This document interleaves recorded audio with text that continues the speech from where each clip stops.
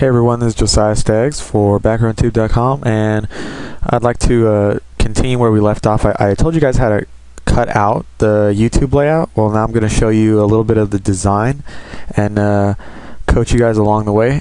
So right now I have the cutout PSD file, and I'll have a link in the description. You can also grab it from the original video. So right now we have the cutout and the background right here. I'm just gonna hide the background layer. You can see there's two layers here. One is the cutout and one is the background. You can always hide a layer right here. So this is just basic Photoshop stuff. If you're not really too familiar with Photoshop, I would suggest looking up some tutorials before you try this. So I might be moving a little too fast for some people that maybe are just downloading Photoshop.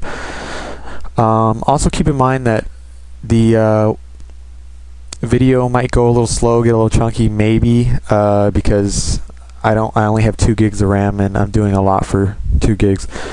Okay, here we go. I'm going to go ahead and minimize the background layer, and what I'm going to do now is, if you're using that PSD, that cutout file, you're going to want to go to Image, Canvas Size, and we're going to make this canvas size a lot larger, and we're going to choose pixels, and it should be 1000 by 854. We want the height to be, it really depends on the design. It could be anywhere from 800, 700 to 1600. It really depends on. See, you also need to keep in mind the size. You only can upload 256 kilobytes, so that really is a disadvantage. Here we go. So I'm going to go ahead and do 1100. And for the width, this is where you need to consider everyone that's going to be viewing your channel. Some people are going to have high resolution widescreen monitors, and you don't want just a little cutout of what you're going to be seeing, and then everybody else, or people with widescreen or larger monitor resolutions, are going to see the background color and just what you worked in for your monitor size. So 1700 pretty much covers most of the larger ones. There are some that go larger than 1700, but it's not very common, so I'm going to do that, 1700 by 1100. And I'm going to click up right there. And what we get is this large canvas area. So I want to create another background. You can go right down here. This little button here will create a new layer. And go ahead and use your paint bucket tool to, it really doesn't matter because you can set blending options, so any color is fine right now, because you can always change it later. I'm just going to use white, so I have it filled with white. And let's go ahead and start and give this a, you know what, I can't see how this blends in right here. I can't see where this ends, this cutout right here. So I'm going to go ahead and change it to a color where I can see. I just double click the background layer that you just created and you filled, and go ahead and click color overlay. You can change it to whatever color, and you can always come back and change this again later. So right now I'm just going to change it to black. Press OK, OK, and I'm going to go ahead and create another layer. See, I want to do everything on separate layers. If you do it on the same layer, then you can't go back and change one thing. If everything's on a separate layer, you can always hide certain things, change things. It's just going to make it a lot easier, and you can always save and come back to the design later.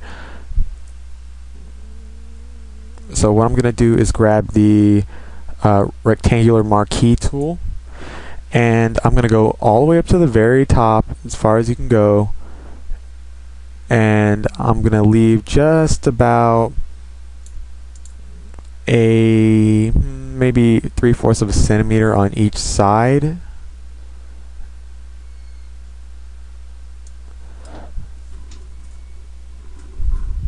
And I gotta really make sure that this is nice and even.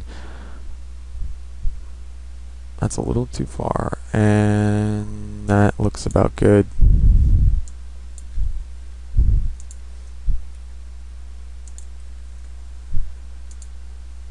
Okay, I'm gonna press the up arrow key a couple of times just to make sure I got it all the way at the top. It just moves the selection up a little bit.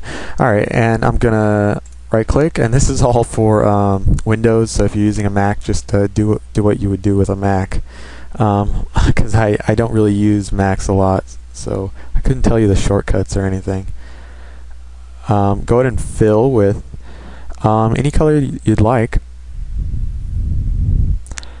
I'm just going to go ahead and choose a color. You might be designing around, you know, so you see the yellow, the lime green so much that you might, your judgment might be changed a little bit by the colors that you see. So just try to, you know, there's not much you can do about that. Try to imagine it as a blank canvas and just envision what you want, and don't let the bright colors change what you're going to do. So I'm gonna go ahead and use maybe a blue or something like that. Blue. I can always do blending options and overlay, change the color overlay, so it really doesn't matter what I change it to right now. And my computer is slowly getting slower and slower. Okay, so there's that, and right now, see, it's on a separate layer. I can hide and unhide. And I'm going to double click to bring up the layer style, or also called blending options. What I can do now is I can click a gradient if I'd like, and show a gradient. So you can already see we got something going right there. You can click right here and you can set your own colors if you'd like.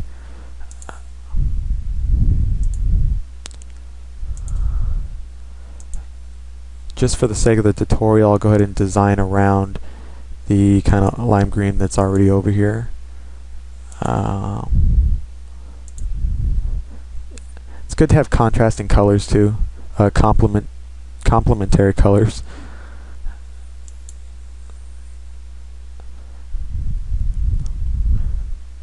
Okay, so what I can do now is, you know, I could put a drop shadow on each left and right side, but you wouldn't really be able to see that because the background's black. So what I could do is put an outer glow, and I don't know if you can see right here, but there is a little outer glow, and you know, subtlety can have a big impact, so you don't want to overdo something. I see a lot of people overdoing the outer glow, and it really doesn't look too good, because you have to save it as a JPEG. You know, it's preferred that you save it as a JPEG. And the gradients, you know, they can get a little washed out, and you know, you just got to be careful with the glows and the gradients that you use. Anything fading from one color to the other color is going to be it's going to be a little hard when you're compressing, which I'll show you how to do later. Compressing so that you can fit that 256K upload limit. Okay. You know, so the glow, let me make it this green color. Actually, it's not going to show up green. I'll get it green. And I can always spread, so it looks a little bigger. That makes it kind of thicker. The size makes it bigger. Actually, it looks kind of cool. I like it. So I'll get into this more later. Maybe making a box around the featured video to make that stand out. I'll explain how to put text and subscribe text in, you know, so it doesn't take up too much space. And I'll also explain later how to make cool little boxes and borders and stuff for your links at the top. and also a lot of other cool features. And another thing, fading to the background image right here at the bottom. I'll show you how to do that later too. So check out the website at backgroundtube.com, and I'll have more video content as well as background images in the near future.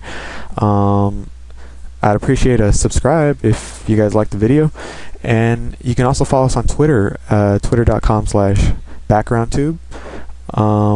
My personal Twitter is twitter.com/Josiah Staggs, and I think there's a link to that. I'll put a link to it in the description. So I'll see you guys later.